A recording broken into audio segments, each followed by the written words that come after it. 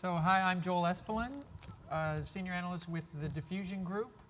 And our next session, the 11:30 session, I so cleverly titled it Bye Bye Browser, Product Planning I'm in the post-PC era. And I'll tell you a little bit what I mean by that. We also noticed as we all were meeting up here, this is the honorary Pacific Northwest panel of everybody who came down to LA to get out of the rain, obviously. So I myself live in the Seattle area. With us down at the end, we have Thomas Robertson, North America Commercial Director for Delta Tray, who is based in Portland area. Nate Thompson, to his immediate right, founder and CEO of Ratio out of Seattle, and Joe Pasquale, CTO of Dot Studio, who I believe Joe lives in LA, but they have their honorary members with a Vancouver, BC office. So again, what are we talking about here? We'll kind of try to keep this fresh of stuff you guys have already seen yesterday and today, and maybe build on some things that we've learned in our time together as well. If we think back just 3 years, right, which is sort of also the time I've been very active in this space as an analyst and writing and speaking about the future of TV. Just 3 years ago, if we were to say sort of as we closed 2012, the PC, meaning desktop browser, absolutely dominated the online video space, and dominated it so much that an event like this, it completely went without saying, right? Every single one of you would have been totally oriented, all of your business, your workflow, your business model, your business relationships, everything was oriented around delivering video to the PC browser, right? Obviously times have changed. Right? Obviously, times have changed. And I don't just mean in terms of shipments of new PCs, that type of thing, but in terms of consumption of online video, the PC has declined pretty amazingly over that period. Again, if I would have said end of 2012, 90% probably would be actually being somewhat generous to the non-PC platforms at that period. Today we have services obviously that are doing over half of their views off the PC. I've seen sites that actually do maybe 30% of their views on the PC. So for that short of a period, PC viewing has basically fallen off a cliff. Not for all publishers. Again, I know there are exceptions, but for many publishers, the PC's had a pretty precipitous decline, but yet still remains a very significant platform. And so now we have all these other things to manage as well. So that's the setup and a bit the premise that we think we sort of face a new world of product management, if you will, or portfolio planning that we need to deal with, right? And we'll sort of show all the areas that covers, and maybe some areas that you may not have thought were affected by that, that actually are. So I'll start with some just brief intros by each of you, so folks can get a sense of who you are and sort of what your company does. We'll start down at the end. Thomas, introduce us to yourself and Delta Tray. Yeah, sure. Hi, everybody. So my name is Thomas Robertson. I'm Commercial Director for Delta Tray in North America. The company is originally from Turin, Italy, founded in 1986. We started out by focusing on gathering and managing sports data for motorsport and track and field and alpine skiing. And since then, we have kind of evolved as our industry has evolved. At the moment, we provide a very, very broad range of services to premium sports events. So some of our biggest clients are related to the Olympics or to the FIFA World Cup, Champions League, or European Tour. And what we really focus on is providing a end-to-end platform that delivers every aspect of that event, whether it be for video streaming or websites or mobile apps. We work with a mixture of kind of like the rights owners, so the FIFA and UEFA, or with the individual sports broadcasters. Okay. Nate? Hi, my name is Nate Thompson. I'm the CEO and founder of Ratio. So we're a company up in Seattle. We help publishers really extend their catalogs and monetize video out across all the different kind of fragmenting platforms where so much usage and consumption is taking place. So we've got a platform that helps publishers get to scale quickly and get their content out to iOS and Android, and Xbox and Roku, all these new devices where there's just really tremendous growth from a consumption perspective. I like to think I've been doing digital media for a while. My first company, we launched the very first streaming music website in 1995 with the alpha version of Real Audio. I've been doing that kind of work ever since. Okay, and Joe. Thanks. Hi, my name is Joe Pasquale. I'm the CEO and CTO of That Studios.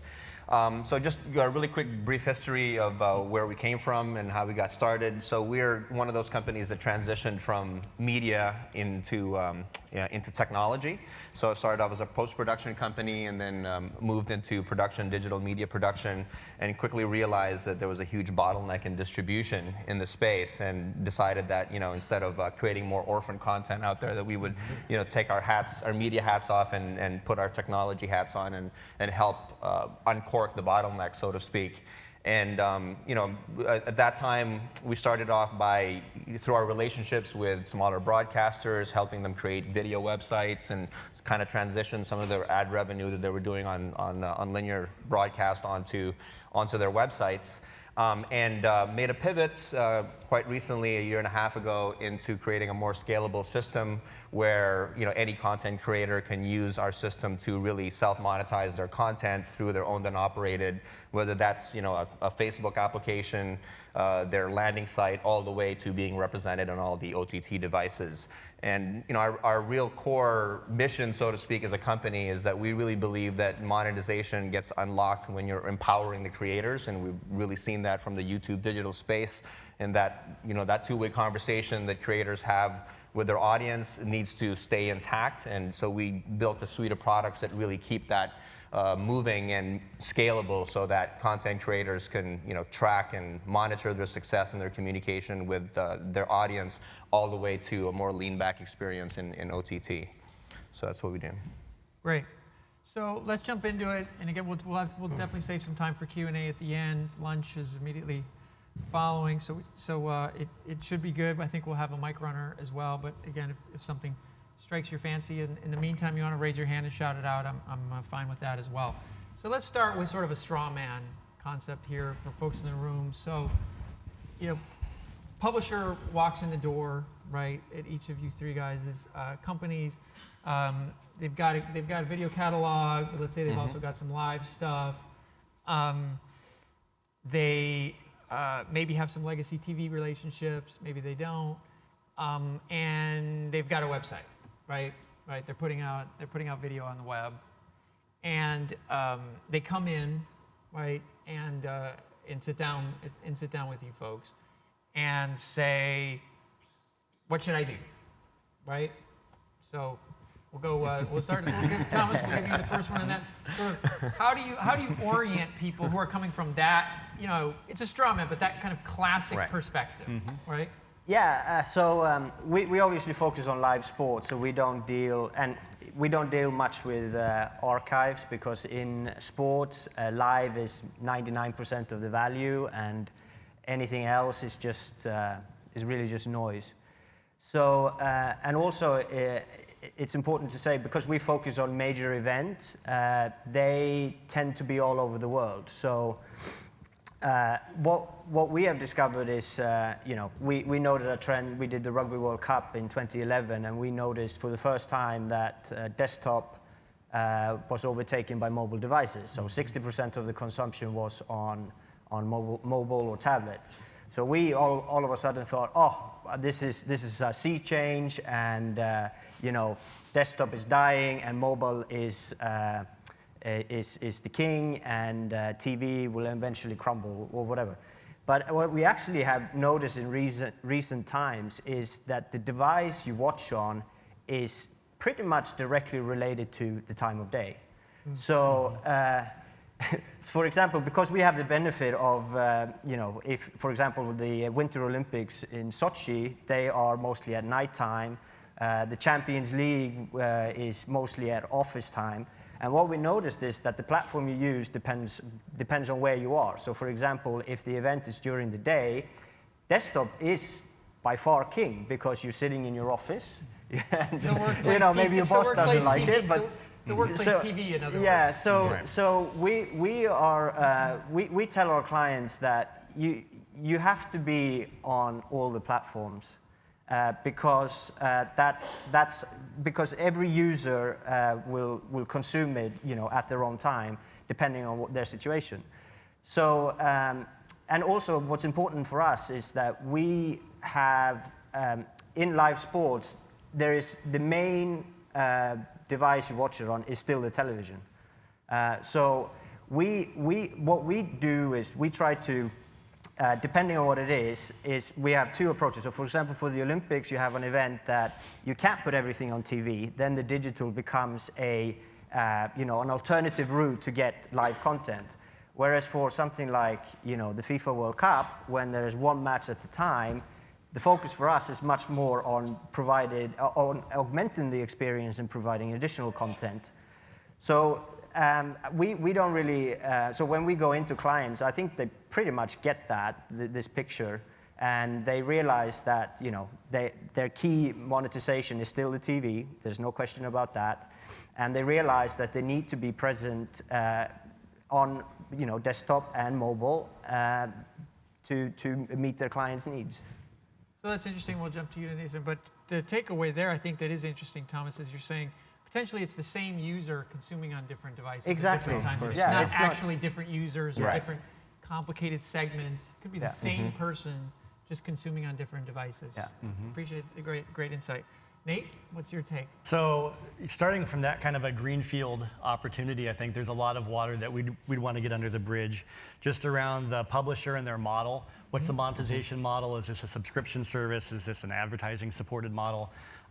What kind of rights do they have on different devices and different geos and whatnot? So really understanding where they're coming from initially with the business that they've got in place. Okay. And then from there, we do a lot of this with clients is help them kind of map out what's the portfolio process, what devices need to be lit up at what point in time. Very few publishers in our experience do all of them at once, but they want to segment that out effectively from a budget perspective, from an internal resourcing perspective. So we work with those constraints to say, what's the right kind of way to roll this out as an overall portfolio over a specific period of time.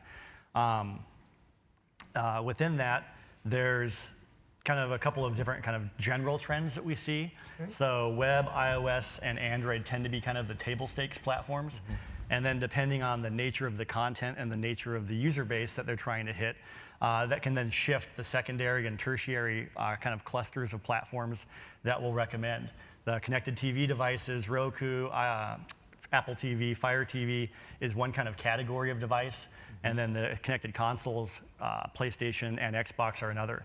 So in some types of content, we would prioritize those differently. Anime plays really well on console, whereas it doesn't necessarily have the same draw initially as it might on the connected TV devices. So it really depends on the type of content that the publisher is trying to monetize and how they're monetizing it. And then we can work through what's the right process and the right step function to roll out across all these different platforms.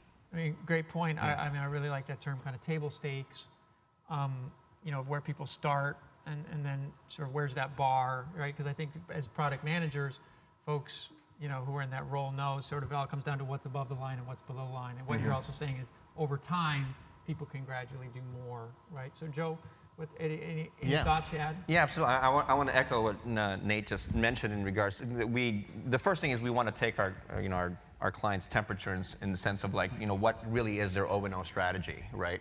You know, if they're coming more from the traditional broadcast side versus coming more from the digital MCN side, it's really looking at what's the top of their customer acquisition funnel and kind of looking at, you know, how does that sort of trickle down to their O&O and what's their syndication strategy in the middle of that, right? So really kind of mapping that out and seeing that. And when I say taking their temperatures, like really realizing, okay, there's a lot more responsibility now that they have to take on as a media company when they're now running a technology across multiple platforms. Right. And making them aware of the fact that that's what they're really embarking on.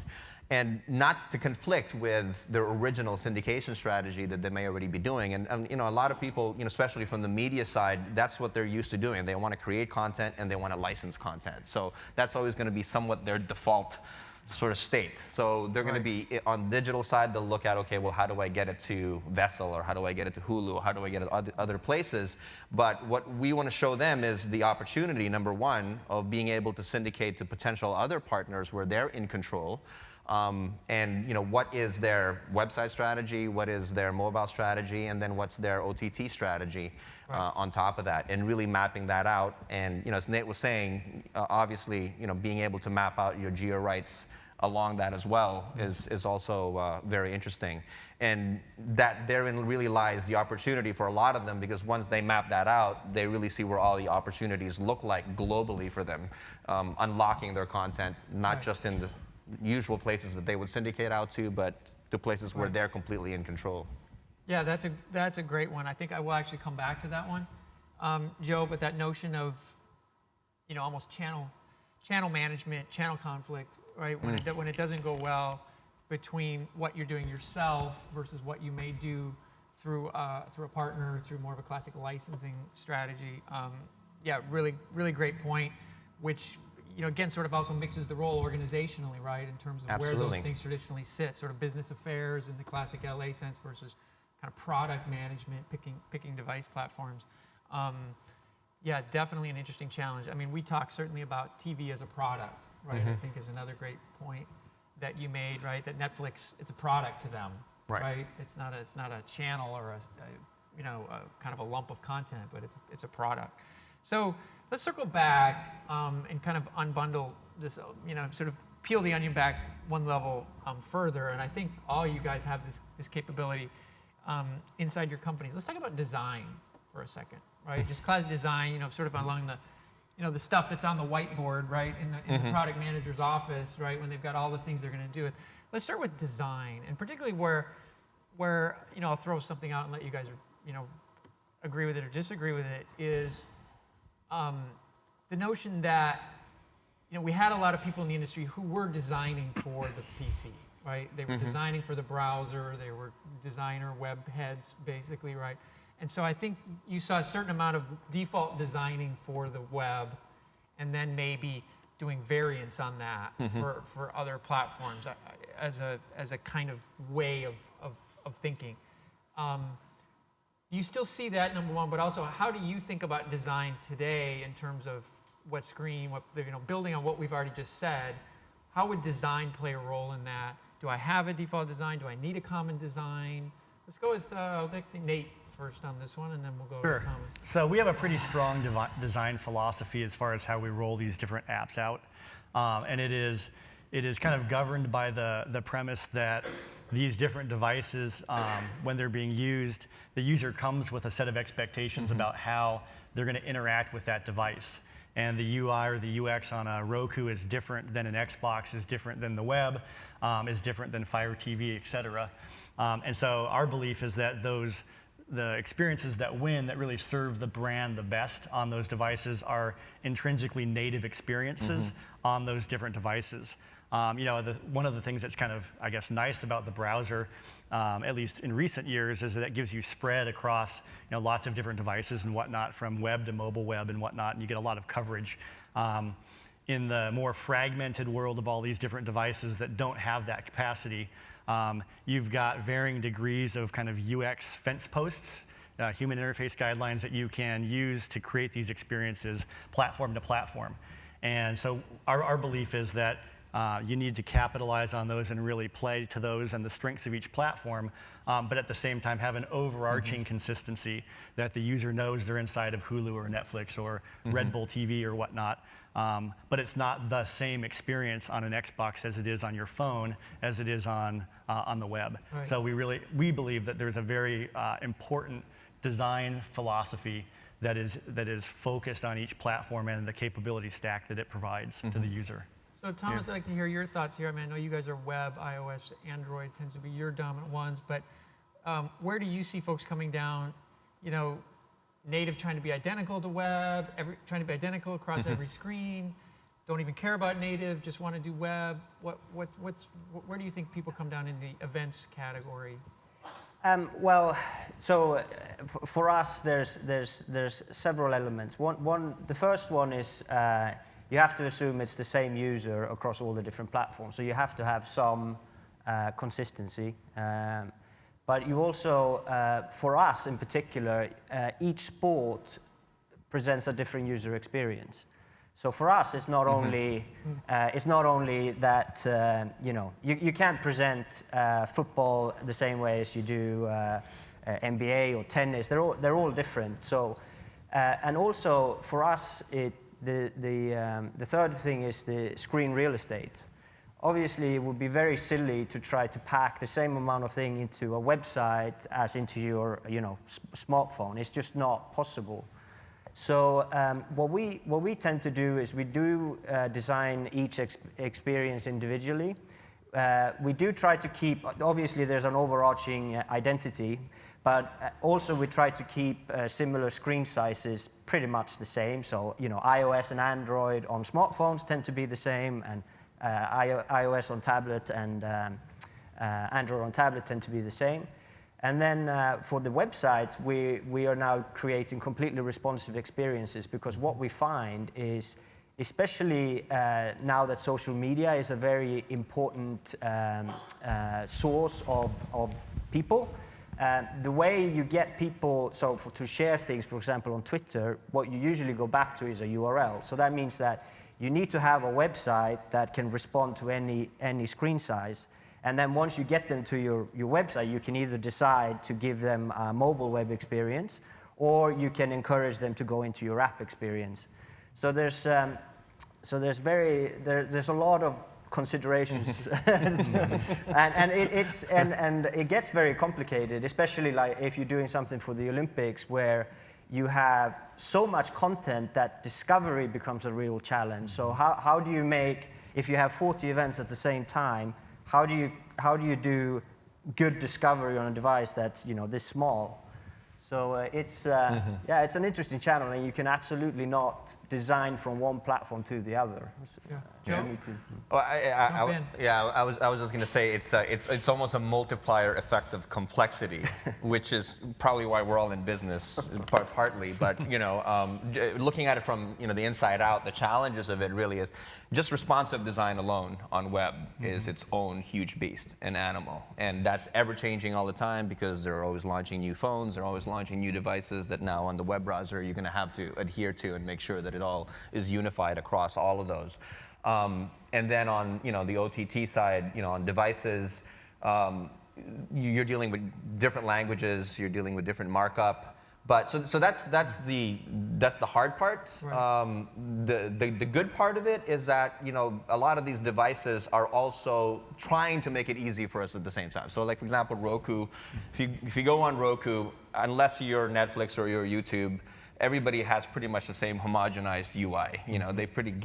They box you in. This is what it looks like. You change the colors, you change the logo, and it's pretty much you got 4 or 5 different options. And and they do that intentionally for various reasons. One, because they don't want to tax the machine itself, but at the same time, it does make life a little bit easier. And Apple TV with its new SDK is also launching TVML. So that's sort of the upside on that. The other thing too that I think is just to look at is just who's really pushing the envelope on this, and that's really Netflix, and they're really putting a huge considerable amount of resources into really figuring out the best experiences that people can have cross-browser. And so it's we just kind of look to see that, how far they're pushing the envelope, and emulate a lot of that, because they're doing it really well. So quick follow-up on that, just to dive a little more. One interesting ones here is sort of touch versus non-touch. I think is interesting, and including the PC. So two quick anecdotes on there. One, I'm using a very well-known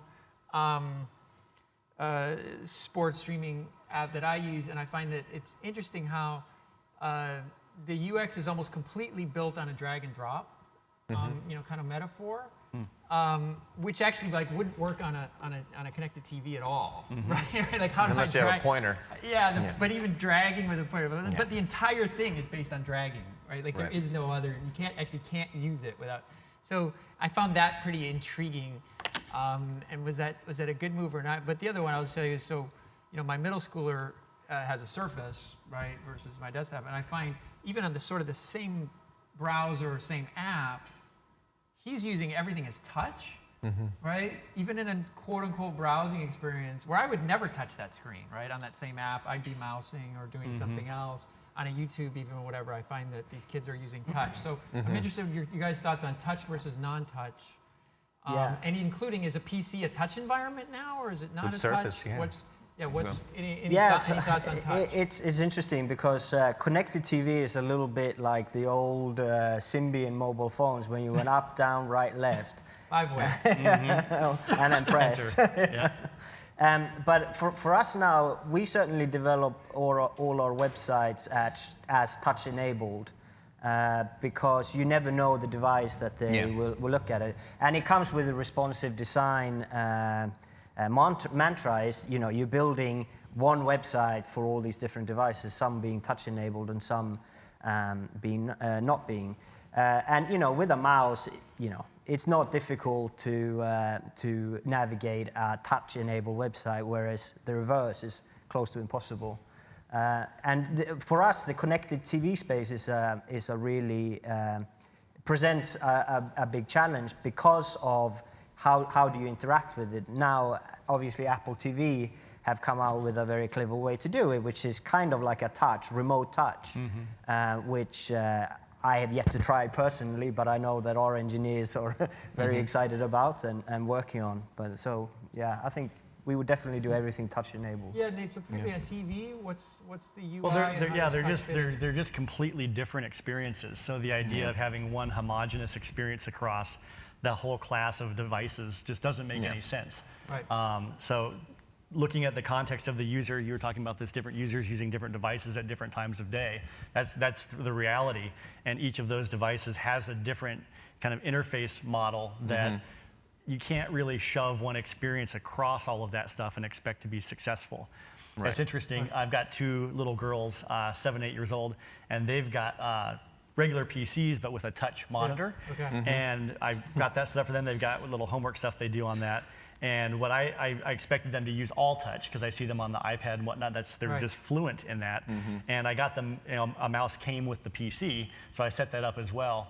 And the first couple of weeks that they were using it, they would actually use one hand for touch and one hand for the mouse.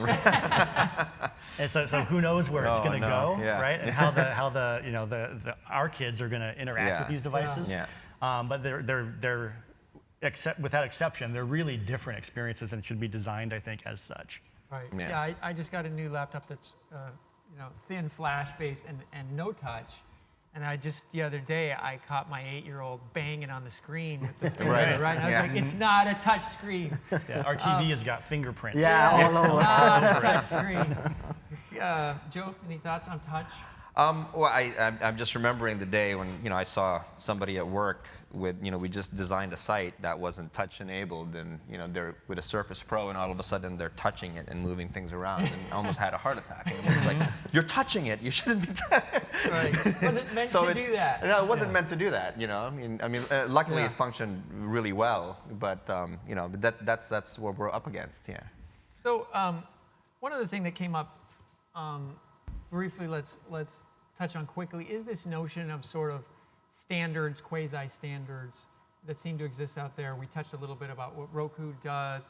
But you also have the effect of things like Netflix itself or YouTube, where certain apps almost themselves become the de facto standard for how consumers understand how things.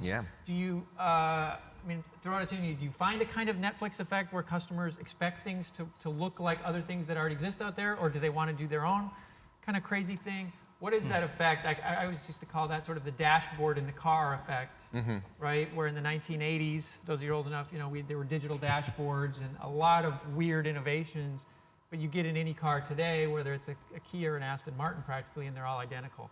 Right. So what's your thought there for video? Well, again, for video UIs, which is what you guys do, are we sort of converging where everything's the same? Or do people really want variation? It's a really interesting question because, almost every new prospective client I walk into, they tell me, first thing they say, I want to do something really wow and unique.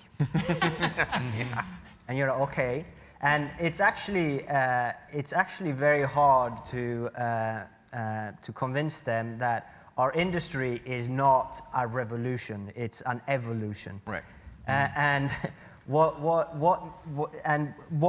you create is a summation of others' experiences. And I mean, this started in the web, but it applies in the app space as well. So, you know, there are certain ways to do certain things. And they work well. And why change them? So, we will definitely see standardization and things looking closer and more similar because of that fact. Yeah. And it's, and I have had, there are people who say, okay, I'm going to do something completely different. And then when you get into the practicalities of it, you move further and further and further away from their vision and more towards the original vision. There's a designer I know, and what she does when she goes in with pitches, she always goes in with two. She goes in with a kind of standard pitch, which is the way the app will end up being like. And then she goes in with a wow, which actually wins her the business. It's just a fascinating way to look at it. You can see the evolution, right? Yeah, shift on to that side, yeah. So, Nate, I know you've sort of told me before, and I heard you guys have some very diverse customers, right? Everything from maybe Red Bull to Disney, Pokemon type things. Are those folks trying to do really, really different things? Do you find like there's kind of a truism about video apps, right? They're meant to watch video, and so there's only so many ways that you can effectively serve that up and meet that goal without getting in the way of the user in achieving that. And that's to Joe's point about Roku. That's one of the reasons I think they've been so successful and they've had the longevity in the market they have, is because even though it's a very simple UI metaphor or paradigm, it gets you right into the content very quickly and you're watching video. And so the more that you try to cloud that goal with things that are orthogonal to that use case, I think the more you risk drop off of the user and your app being used less and less. So we really try to focus on how do you get the user to the content. Discovery is a big concern, right? How do you navigate in big libraries? But how do you get them into the video quickly, because that's what their primary goal is in the app. Right. Yeah. Joe? Yeah, I was just going to say, we get the same thing too with clients where they want to come up with something so incredibly unique, right? But even though they want that, there's still expectations that they have that they feel like, should just do that. And that comes from, their behavior dealing with all the other apps that have really made it super simple for you to navigate. So, that's always sort of managing those expectations is the challenge. But there's so many things that are just sort of like a given that we take for granted, and that even Roku does really, really well. Like, for example, being able to, come back to a video after you've closed it and have it start exactly where you left off, right? I mean, that comes out of the box. Right. So those are things that people, if they're not there, people go like, well, why can't I do that? Like, that should just be there. Right. Well, and I think it's interesting. We were talking earlier about the lack of a really killer second screen app. And I think in many of the cases where companies have launched and tried to get this complementary experience wedged into the viewing experience, most people, myself included, don't really want that. I want to watch the show, and if I'm going to multitask, I want to do it in stuff that I want to multitask on. That's looking at ESPN, or it's IMDb, or it's doing email. It's not a secondary dive into the content that I'm already watching on TV. Yeah. Right. It kind of gets in the way of that experience as much as it complements it. Right. So one last piece I want to hit on, which is sort of the redesign or the update, right? Again, kind of we're putting on our product management hats. You do still see a tremendous amount of refresh of apps, including video apps. My apologies if there's anybody from YouTube in the audience, but if you're not, I would encourage you to check out the latest update of YouTube that's in the App Store, particularly on iOS right now. It's not going well for them. And so what I would say is a case study. I was just looking at it. They just put out a refresh, total redesign. Obviously thought they were going to make it way better. And again, please go check it out. They are just getting absolutely destroyed in the online forums. When was this update? About the latest update. And so, and again, as an industry, even if I'm a product manager, maybe I get brownie points internally by having a refresh, right? I need something to do, right? And obviously some of even you guys, in this industry, we get compensated a little bit by churning the customer, doing new stuff. So, but what really should we be advising folks? When is it advisable to do a refresh? How often should people be refreshing these apps? What are the challenges around that? I mean, I know, Thomas, in your case, it's probably a brand new thing every time an event comes out. Maybe it's less of an issue for you guys. For us, it's probably driven by OS updates. So, you know, in the browser space, you had updates to the browser, but they were not that frequent, and the changes weren't necessarily that big. But certainly in the app space, you pretty much need an update every year because you got iOS 8, iOS 9, Android is even worse. They publish something every 3 months, or used to anyways. But when you do those updates, does that mean design refresh or purely, you know, tweak to sort of meet the requirements of the update? Again, I go back to the design. It's an evolution, not a revolution. And, you know, a revolution is inherently risky, which YouTube is probably experiencing now. And, you know, if you got something that works, and the other thing is, one thing is when you publish something, you very quickly figure out what works and what doesn't.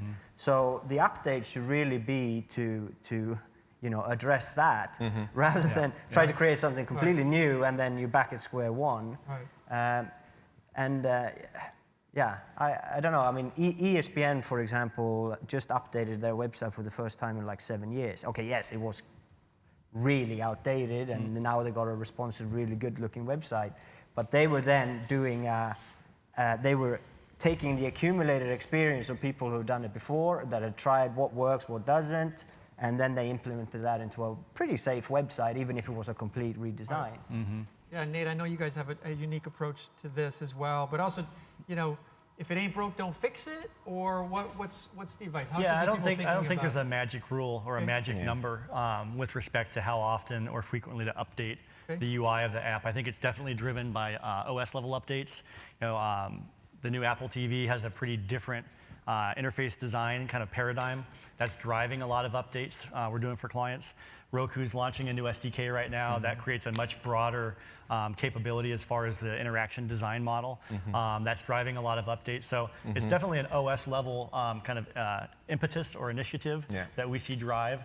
But the flip side of that is with the way that we roll publishers out, we have the ability to really remote control the UI of the app real time, dynamically. So every time the user loads the app, we can present different information. We can do A/B testing and see what works and see what doesn't without actually pushing a hard software update. And so with the publishers that we're working with, they can really trial things in small quantities over the course of time and see what works even within, you know, a Fire TV or an Xbox app, and then bend the UI without having big software updates necessary to accommodate those things that they see working well. The same philosophy works for you know, VOD versus live, where we can push VOD content that's pretty standard, and we can intersperse that with live and have those live events just show up in the UI when there's live and not have an empty live section when there's no live events. We supported Yahoo for the NFL streaming. They use our software for all of the Xbox support and Xbox distribution of that event, and it just turned on as opposed to having to push a big update, you know, hoping that it works, getting it through certification on X number of different platforms. That kind of remote control is super important, and you can use that for kind of moderate design or you know, wholesale design updates as well. Joe, so you're nodding? Yeah, no, I'm just saying, you know, I kind of look at it more sort of like a framework update, you know, and yes, you know, on the connected devices, it's driven by OS, right? On the browser side, you're looking at like it's your tech stack that you chose, you know, and if you're now buried within that tech stack and the standardization has elevated way past that, then it's probably time to reevaluate whether you should, you know, move on to a different thing. And it's a great example with Roku. You know, when you have a completely different framework or different OS, that you get a lot of great stuff. It's probably a good time to kind of see where it's a good time to transition to the new OS. Right. So let's turn specifically to device platforms again. You know, early on, Nate, you mentioned the case of the anime on the consoles. So again, we're putting on our publisher, product manager hat.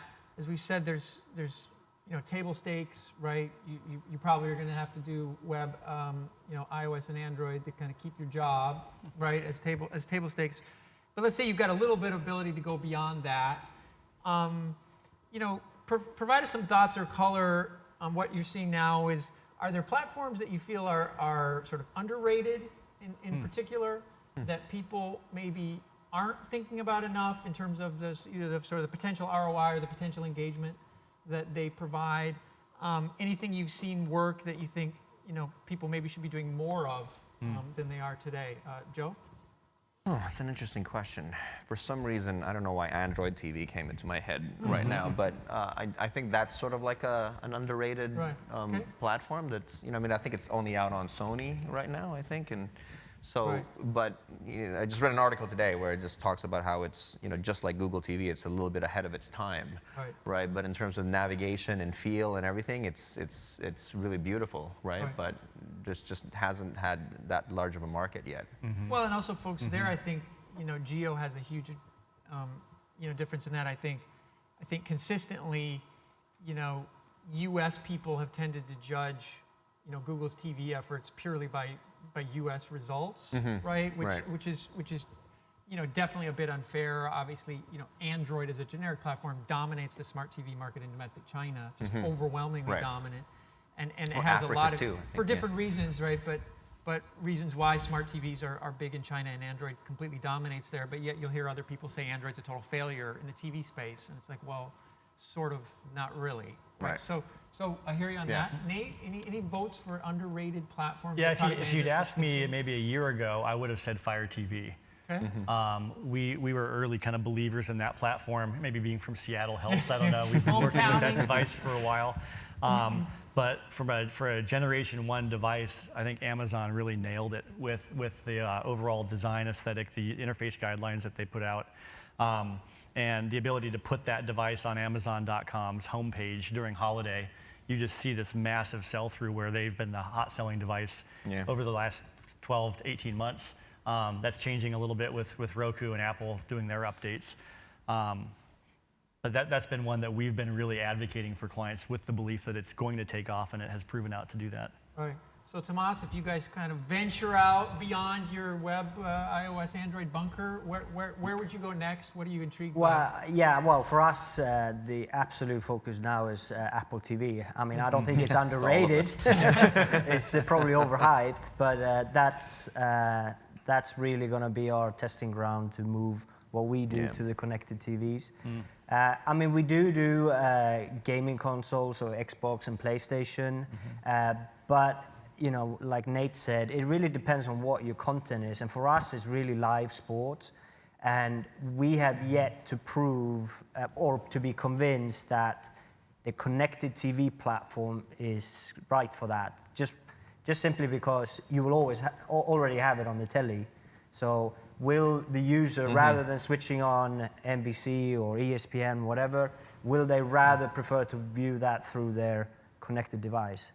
Whereas Netflix is a completely different story because they have to be on all these devices because that's their only distribution. Well, so the one thing I'd say, and even folks who were in this room last year and heard the NFL, I think the one thing that was pretty impressive about NFL TV at that time was the notion that you got a tremendous amount of connected TV consumption, Tomas, on the off days.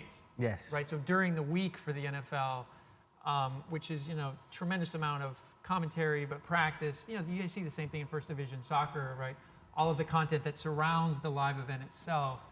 They were saying you get a tremendous amount of consumption of that on a connected TV type device because the fan wants to keep engaging during the week, right, or between games. So I think that's something maybe to consider. Let's talk about content, though, a little bit. We'll go back, and again, maybe we'll have some feel free to disagree with each other. It's perfectly okay. So, I've got content, and I can show a live feed, 100% long form. I could archive that up and do on-demand with it, but I can also slice and dice that up, right, into shorter form. I can do clips, I can do segments, I can do highlights, I can do 6-second vines, right? I can do a lot of different things with the same catalog today. So, again, product manager hat, I've got that, and then I've got these different screens and devices that I want, right? And so So again, let's start up with a straw man that's easy to knock over, which is, well, I'll just put the exact same video on every app, on every device, right? I'll give the exact same 100% product. I have a catalog of 20 files, and you get the 20 files, video on demand. Is that a good idea? Is that not a good idea? Maybe it is a great idea, versus trying to really play with the content itself for each segment of the portfolio. Joe, any thoughts? It could be, but you know. What would tend to be the factors where you would think where that would work or not work? It really depends on the actual content itself and the type of content that it is, you know. And I think really the way to look at it is just what works natively, right? So you know, if you're slicing and dicing it into real short form content, you know, it may play much better, you know, as a native Facebook video. Than than anywhere else, right? Yeah. So so I think it's really kind of like really looking at how your audience are participating with the video and what works best natively. Right. Yeah. Nate? I would say, kind of from my frame of reference, you look at, and Tomas mentioned this, users kind of device jumping. Yeah. And the use case, the scenario, the context is different as each user, as that user is moving across those devices. Kind of generically or in the hypothetical, it tends to be more short form content on the smaller devices, moving to long form content as you move up that stack. Having said that, I watch my girls interact with devices, and they're watching Frozen on the phone. Yeah. So it kind of breaks that model. So I think it really does depend on the content, but also the user demographic that you're trying to speak to. Right.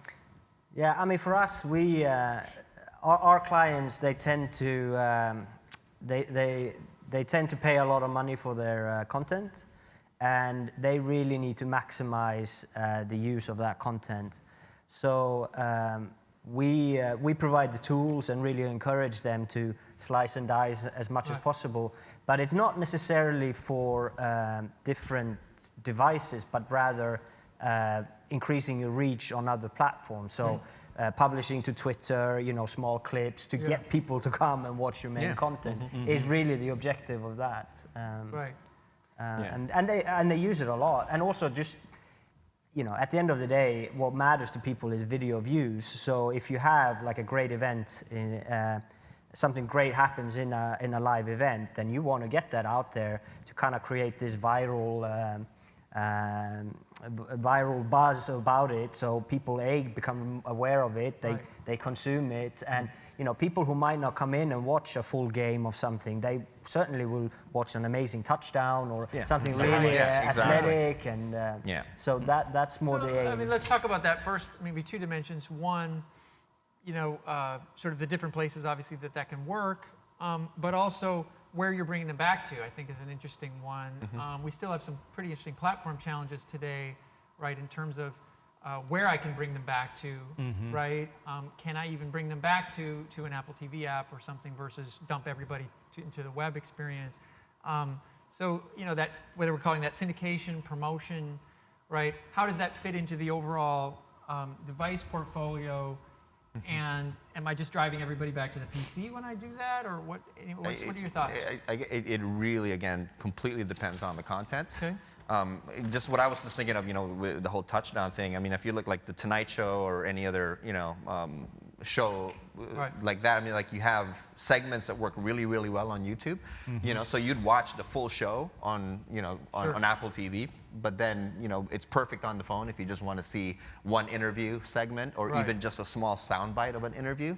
It's a perfect thing, but then it drives back to the brand, right? So it doesn't really matter where it's driving back to. It's like you're driving back to the Tonight Show, whether you're watching that on Apple TV or on Roku. But also fair to say that for that short segment, you know, the clip, the joke, that those native experiences, letting somebody have that experience right inside Twitter, right inside Facebook, that there you're not trying to kick them out all the way into your app. That's right. Would everybody in agreement with that or disagree? Feel free, right? You let them have that short little experience for the brand wherever they are.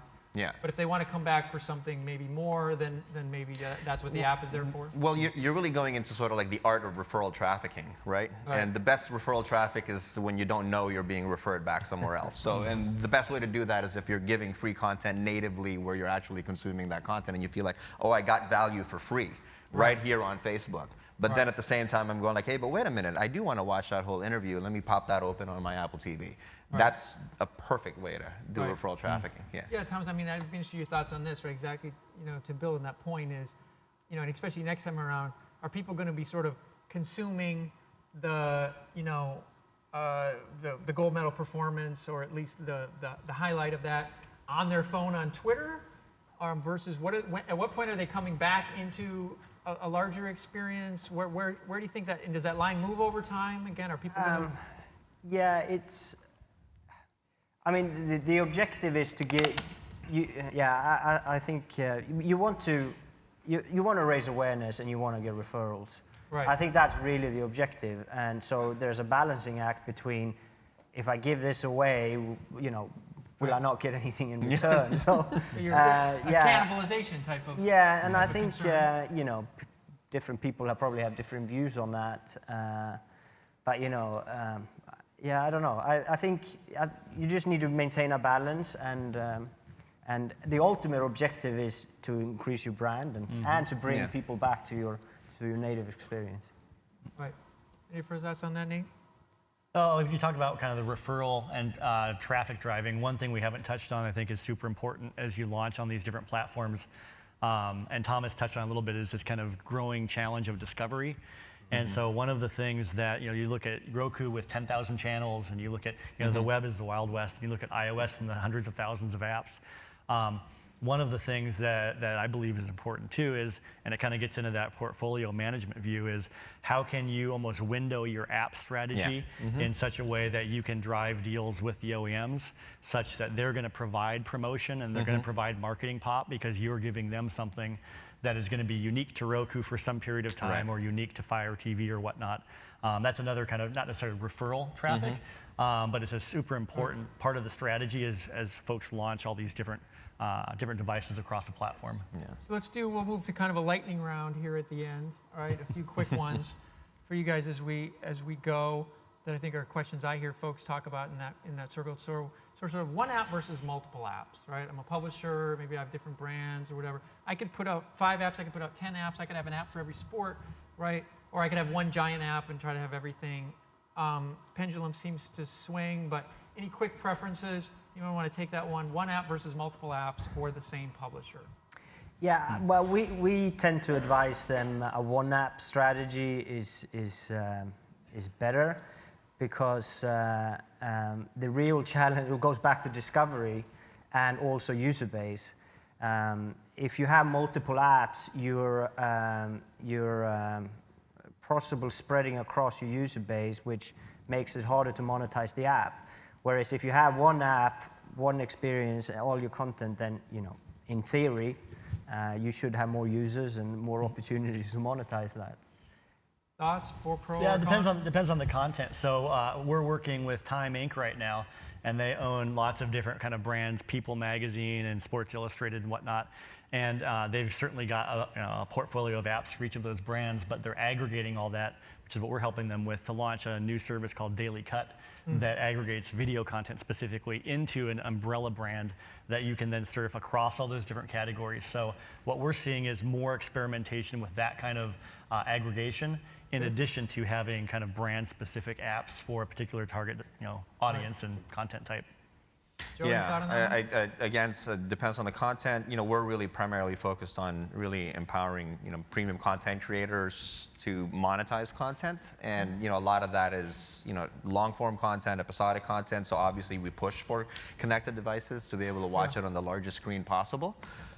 So our focus really is to drive that as much as we can. Okay. So next one, ad blocking, and particularly is different levels of ad blocking seem to be quite different on different platforms, right? Some seem to have none, seem to have tons. Yeah. Do you think ad blocking ends up influencing how people think about device and platform portfolios going forward?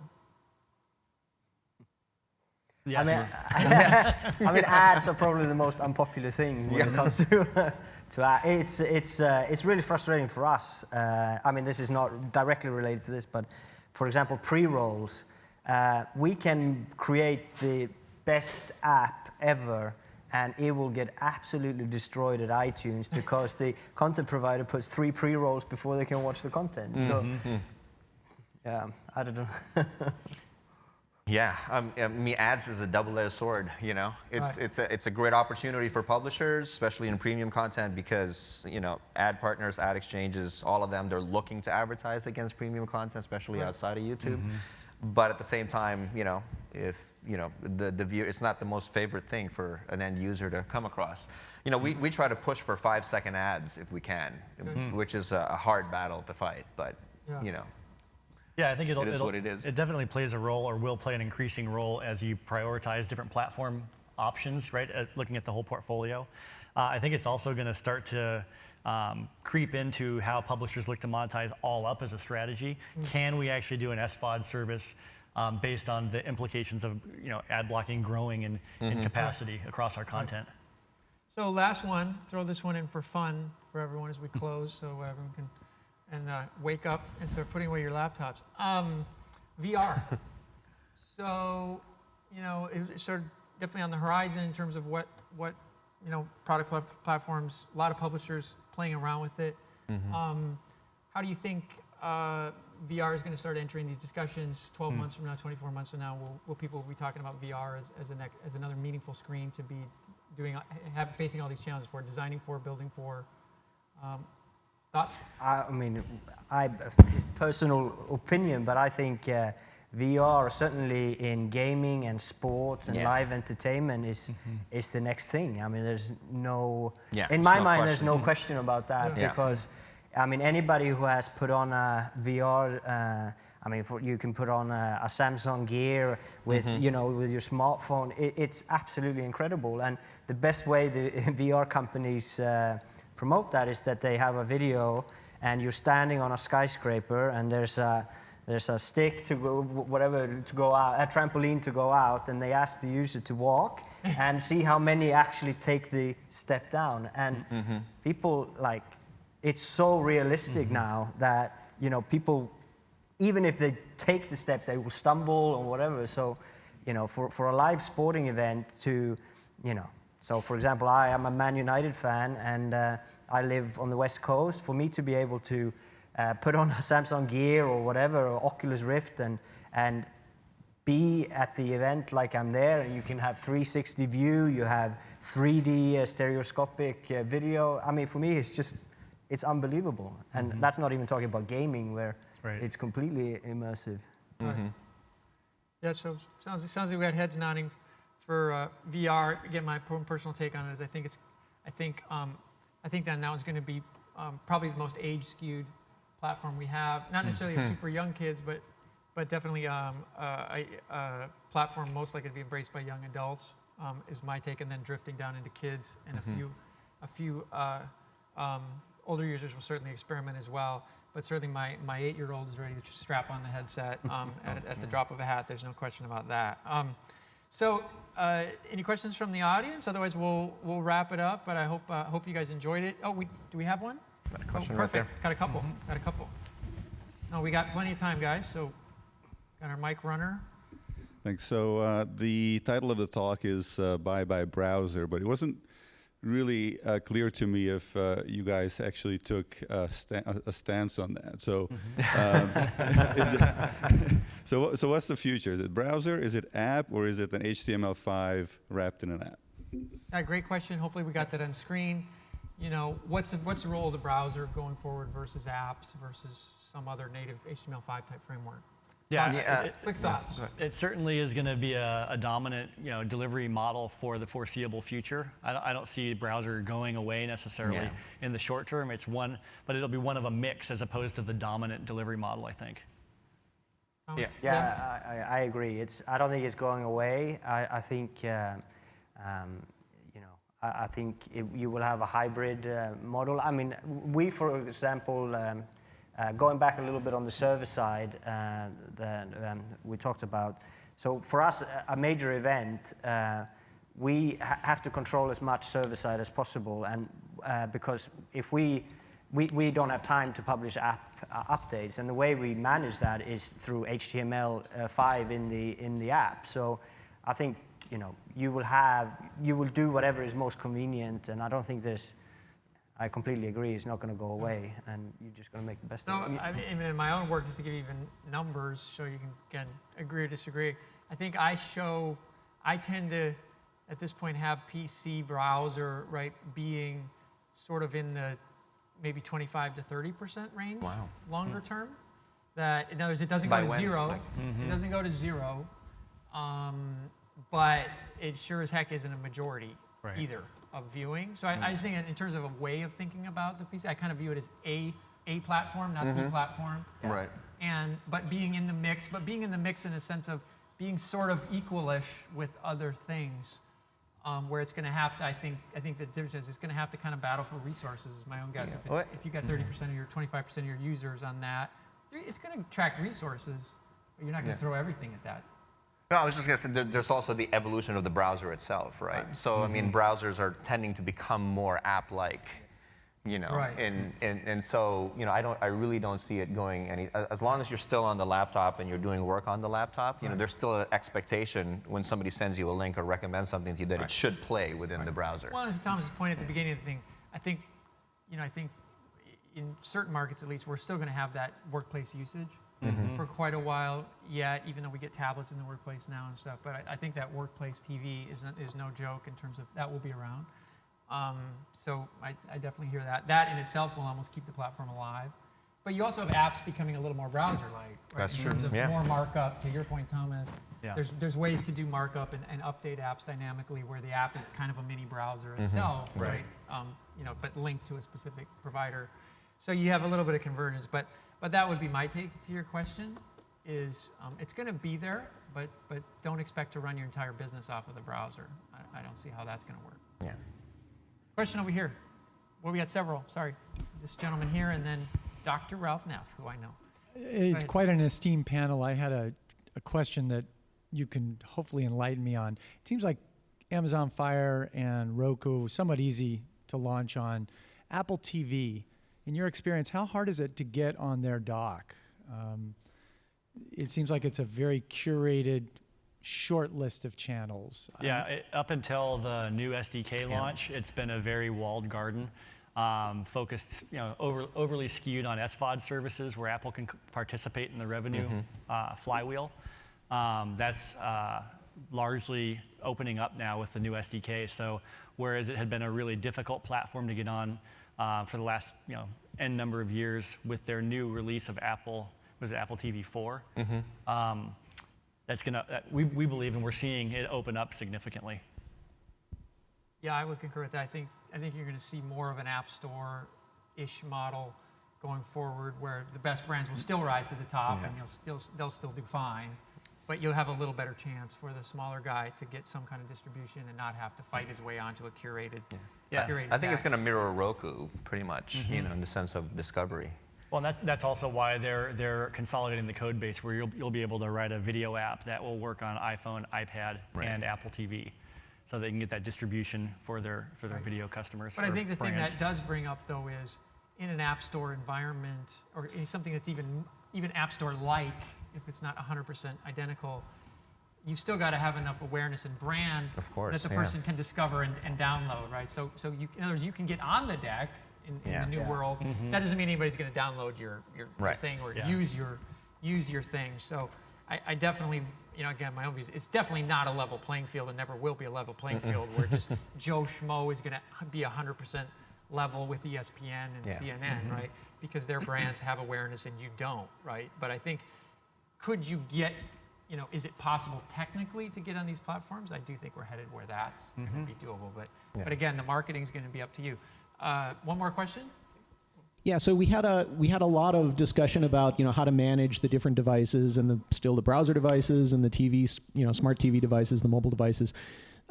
We talked about VR at the end, and that is kind of a different animal. So my question is, from the point of view of a content provider, content publisher, how will they manage this? Will VR somehow fit into the picture with the other devices, or is it going to be a separate siloed experience, VR only? How do you manage that in combination with your content preparation and content experience with the other devices that you're using? Well, it's a good question, but also Thomas mentioned earlier, you guys do some things right now where you do additional feeds and supplemental content around the live. So one thing I have seen already sometimes is people will add some kind of a VR camera view Yeah. in addition to the normal views. But as part of the production process, it's another camera on the field or whatever. I know that's one way, Thomas. People have thought Yeah, about I it. mean, the simple answer is I don't know. There are a few things in favor of it being the same app. One is there is a VR can be consumed on the device without a headset. So you just move the device and you will still kind of get the 360, but you just.